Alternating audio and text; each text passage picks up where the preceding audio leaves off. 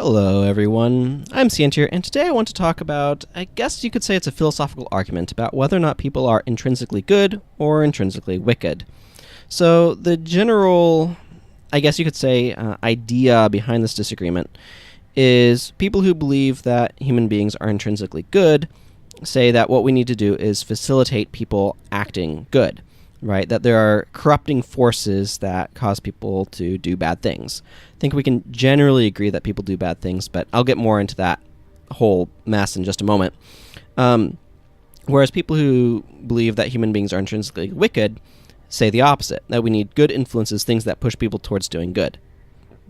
Now, the issue why this is an important debate to have is that the way that you interact with things, that you interact with society, in terms of attempting to manage human populations, is going to be influenced by your beliefs in this regard. So if you believe human beings are intrinsically good, then you're going to want to try to police things that you think cause people to do bad. So, for example, if a perfectly good human being interacts with, say, drugs, for example, and that somehow corrupts them and makes them evil, or if you think a violent video game makes people evil, or whatever, causes them to do evil things. You're looking for things that are corrupting influences that cause people to do bad things. Now, your response to those is try to stop them, to try to weed them out, to try to get rid of them, to try to censor them. It pushes towards a censorship edge, which is really interesting to think about. Now, on the other end, you have people who believe human beings are intrinsically wicked, in which case you're going to try to push to preserve institutions that encourage people to do good things. So this is going to be pushing for stuff that makes people do good, or encourages them to do good. So it's a different perspective, and exactly how you're going to address human beings as a result of these is it has an impact on society. So it is an important discussion to have. Now, I personally fall into the sort of Christian idea that people are intrinsically wicked because I feel the evidence lends toward that conclusion. For example, you look at children and the way that they tend to behave on average. Now, we need to step back, however, because we can't really have this debate about whether or not people are intrinsically good or wicked without having a debate about morality in the first place. Like, what does it mean to be good or to do good? What does it mean to be wicked or to do evil? And this is where we get into a very complicated issue, because what we discover with morality is that there's no such thing, as far as I can tell, of what could be called a natural moral law. People argue that there is, but I think it's a little bit more complicated and nuanced than that. So a natural moral law is something, I would use that phrase to describe something that's intrinsic, it's discoverable, like gravity. Gravity is a natural law. It's a law of nature. And it's discoverable, it's irrefutable, it acts on everybody. And we have other laws, like laws of thermodynamics and things in that regard. So these are things that we can observe, they're natural, they're discoverable, they're consistent. And this consistency is a really significant part of it. Now, what we have when it comes to morality is, rather than a natural moral law, some sort of natural law about morality, what we instead find is that each individual has a natural inclination towards what they perceive as moral. And in other words, human beings have a moral organ, for lack of a better phrase, or a moral sense, some sort of moral center, and that moral code is something that can be shaped and defined by society. There's some intrinsic stuff too, personality-wise, that influences it. But when you look at, and so what I'm effectively arguing here, to kind of state that up front, is that morality is relative, right? Everybody has their own idea of what good and evil are, and that influences our point of view. However, where does that idea of what good and evil is come from? Like, where does that originate? And I think that there are a number of different sources. One of them is sort of a natural inclination, I guess I'm going to call it. And what I mean by natural inclination is that there's the self-oriented moral code, right? And this is a moral code, and you see this in children about, I want things that make me happy. and I want to stop things that make me upset. So good is the things that please me, evil are the things that displease me. This is a very self-oriented conception of the moral code. Is very selfish, but whether or not being selfish is good or bad is a moral call to some extent, and there's some practical stuff as well in there. But when you look at very young children, you're going to generally see this sort of dichotomy. What is morally good? Doing whatever it brings me pleasure. What is morally bad? Anything that forces displeasure upon me. So, give me the candy, that's morally good. Deprive me of the candy, that's morally bad. That's the simplistic sort of point of view. And we can see this happen in adults as well in more complicated ways.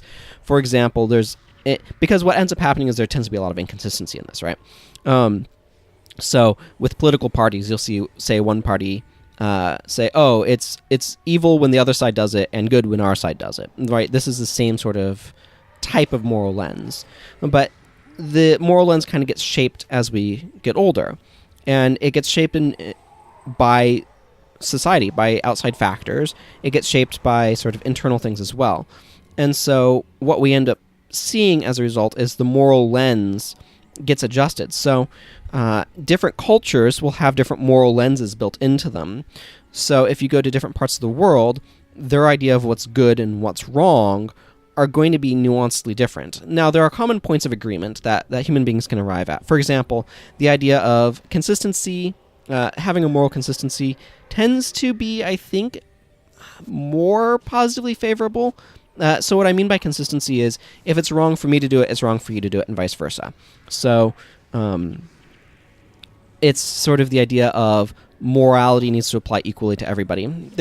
That's usually a little squishy. A lot of people will have a moral abstract view where some aspect of morality applies to everyone else but themselves. Like, it's wrong if they do it, but it's okay. I can do it. It's fine.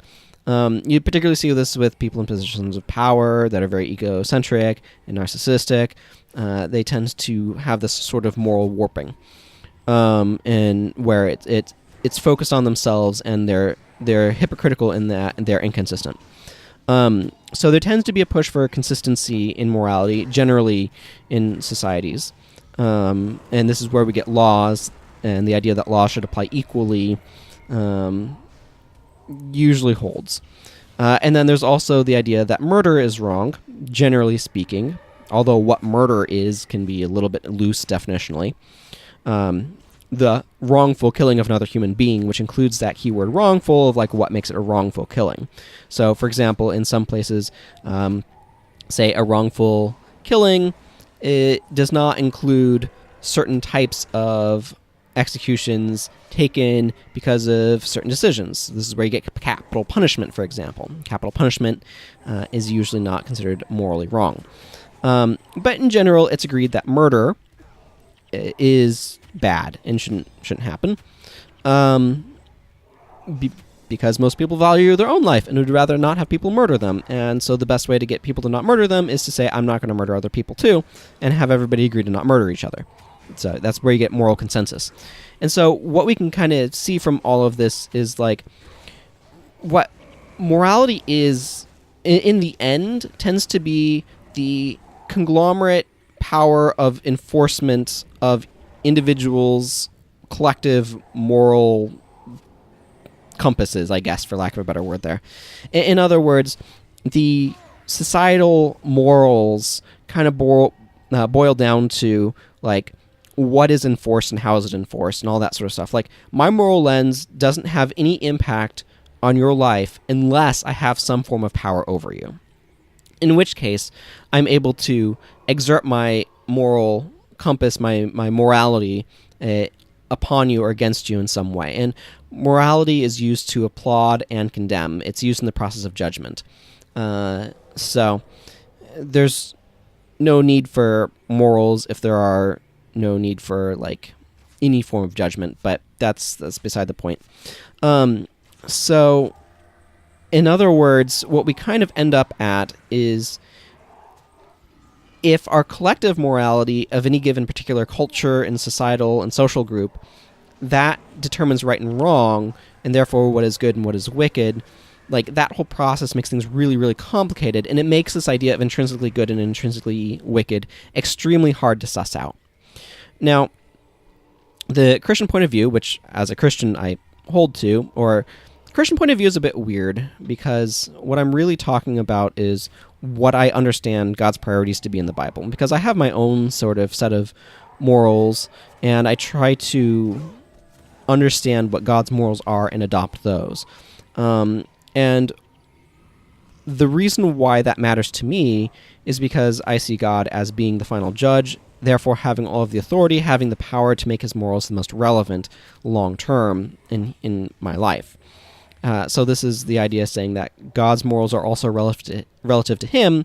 However, because I believe God to be all-powerful, that means he has the capacity to have his moral viewpoint most impact my life and my existence long term. And the basic moral code there that I'm going to discuss today is the idea of love your neighbor as yourself. This is arguing, or this moral code is saying that, in effect, you need to care about the deep humanity of each person. Yourself, yes, you need to care about yourself, and you need to love yourself, like that's intrinsic in the command. And also your neighbor, and you need to treat each other more or less equally, is the idea here. You need to treat yourself equal to any other human being, and the collective human beings more than yourself, in so much as each human being is worth, say, one person, and so two people is inherently worth more than one person, because that's how math works, right? One is greater than two. Or why did I say one is greater than two? One is less than two, excuse me. I completely misspoke there. But one is less than two, ergo, like, two people is, like, more, so you should be caring about other people more, because there are more other people than there is of yourself, but then everybody's doing that, so it's a whole collective thing.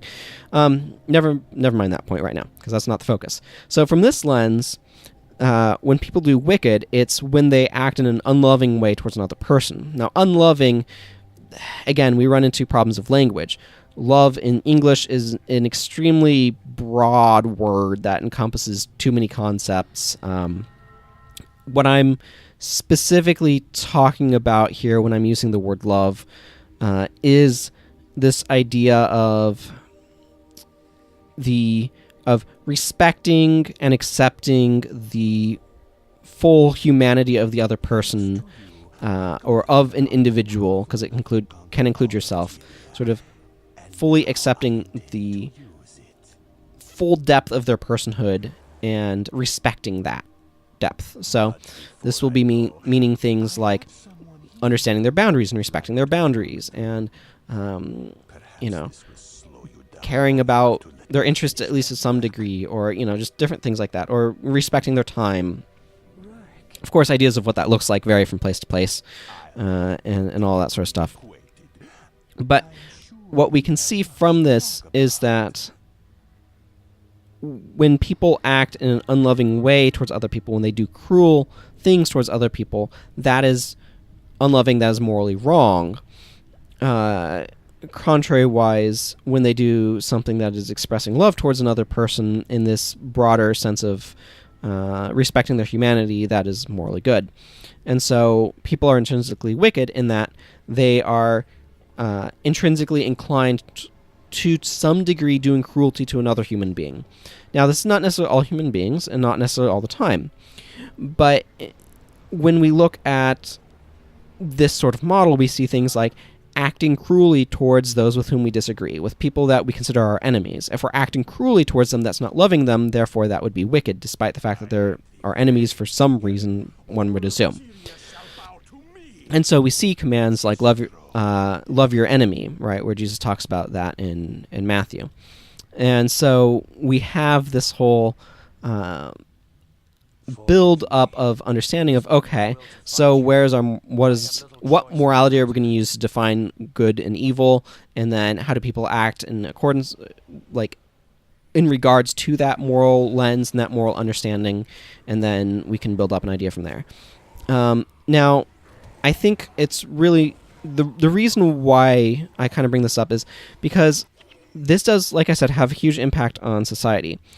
So if you believe people are intrinsically morally wicked. That is, they're, for example, selfish, where they will prioritize themselves above other people, which is a problem, rather than sort of recognizing the greater quantity of the group and being willing to some extent, self-sacrifice for the good of other people. And when I say that, I'm not necessarily meaning like giving up everything, but when you're working with multiple people, being willing to compromise with them and trying to look out for them and what's good for them and not just good for you, and that sort of thing. What we see is if people were actually intrinsically good, society would work. It would just work. Because the thing is, people would prioritize other people, and what you'd have from that is like, so let me break down what I'm kind of getting at here. We have a lot of social concepts. So we have economic concepts, we have governing concepts. So we have governing concepts like different government structures, such as democracy, various forms of dictatorships like monarchies, oligarchies, and these sorts of things. All of these organizational systems, if people were intrinsically good, would work. They would just work. Because, for example, your king would do his best, if you had a king, would do their utmost to try to rule fairly and rightly by all the people, and to do what is best for all of their subjects. If you have a democracy, then everybody would work to kind of compromise and figure out what the best solution for everyone would be, and to try to implement that. And if you look at like economic systems, for example, things like capitalism, people would not prioritize their own profit, but they'd prioritize the well-being of other people. Again, the focus would be on other people and doing the best by them that you are in a position to be able to do. Not that you neglect yourself in the process, by the way, because loving your neighbor as yourself, again, you do love yourself an extent, but you love yourself as a person and you recognize the greater quantity of people. So it's doing things fairly and in a balanced way. And what we see is that all of our systems do not work in their best case scenario. If they worked in their best case scenario, they would all just work. So what we have instead is we have to put in safeguards to try to regulate and manage the fact that human beings are intrinsically wicked. Then they act in selfish ways. They prioritize themselves above other people, especially like collectives of people, and especially strangers.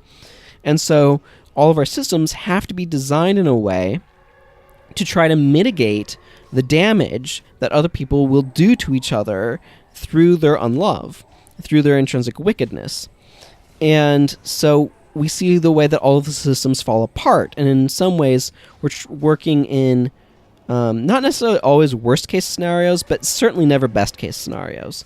Like best case scenarios only work small scale, and only if everybody's really trying to make them work. And even then, there's usually not complete best case scenario. It's usually like maybe 95%.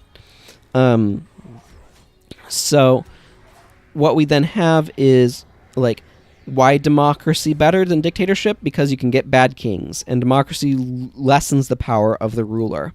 Like, it's meant to distribute power as much as possible to reduce the negative impact of any one given person's wickedness.